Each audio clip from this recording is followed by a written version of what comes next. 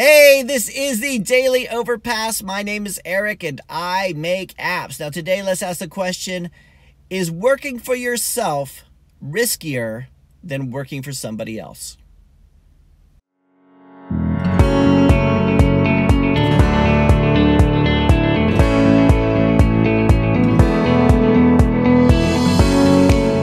All right, so it is a beautiful day today. It is like spring is nearly here.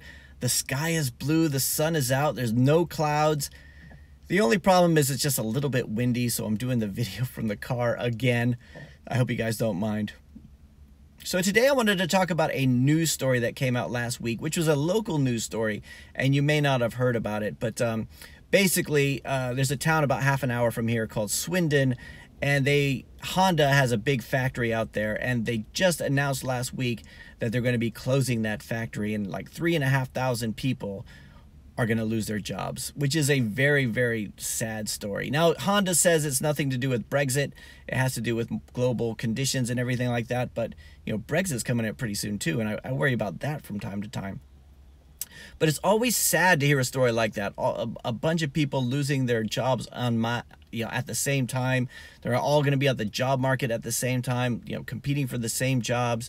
And I'm sure a lot of them are not going to be able to find jobs that pay as well as the one that they've been at for years now. And the sad thing about it is they did what they were supposed to do. They took the safe option. They went and, they may have wanted, I'm sure a lot of people wanted to work for themselves and take those risks, but they had family and they had other things to take care of, and they went to work and they did what they were supposed to do, and they did a good job, and then the rug got pulled out from underneath them for no fault of their own. And that's what's scary about it. Working for somebody else is supposed to be the safe route. Working for yourself and doing your own company kind of thing, that should be the risky side of thing. But I'm starting to think it's starting to turn where working for yourself is in some ways is safer than working for somebody else. In a lot of ways, I think it's like taking the bus, right? You work for somebody else, you get on the bus, you have a competent bus driver who's going to make sure you get to where you need to get to, that you're well taken care of, you don't have to worry about anything, you're just on the bus, and eventually you decide to work for yourself and you get a motorcycle, and all of a sudden you're in danger, you're at risk, but you're in control, you decide where you're going to go, if an obstacle comes in the way, you're going to try to avoid it.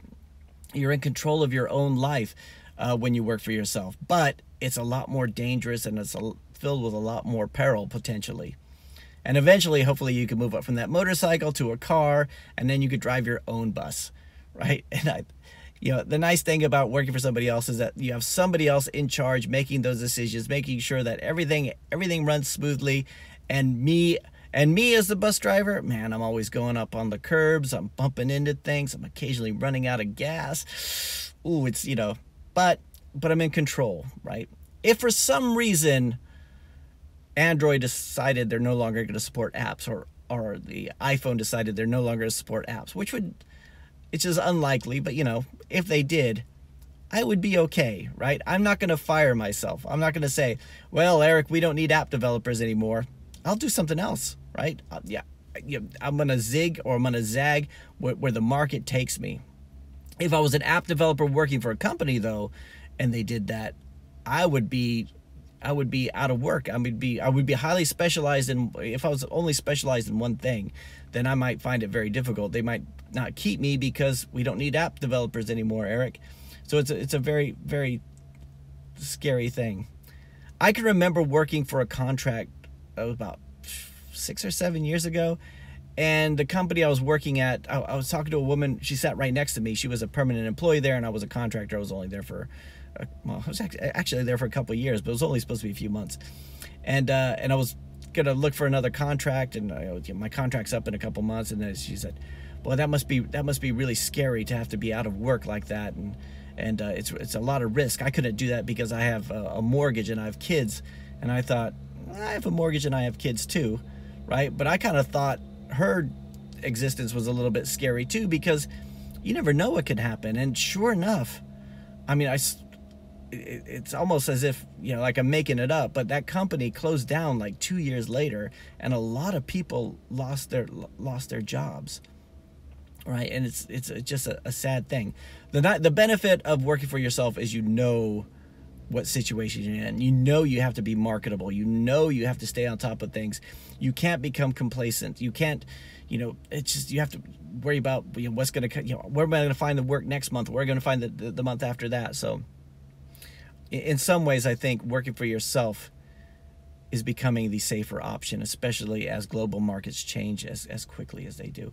Let me know what you guys think. For those of you guys who work for yourself, do you find that? Do you find it, do you prefer to have the control over your own life? Or even though there are days, I think everybody who works for themselves thinks, dude, man, I'm just going to go get a job someplace. All right. You have a bad day. I'm just going to get a job someplace and not have all this stress. But, ultimately it's very rewarding. And I hope all those people who have lost their jobs, and maybe with Brexit, maybe we'll have more people lose their jobs. I hope everybody, does okay. So, and I hope the economy thrives. Anyway, that is it for today. I will talk to you guys again tomorrow.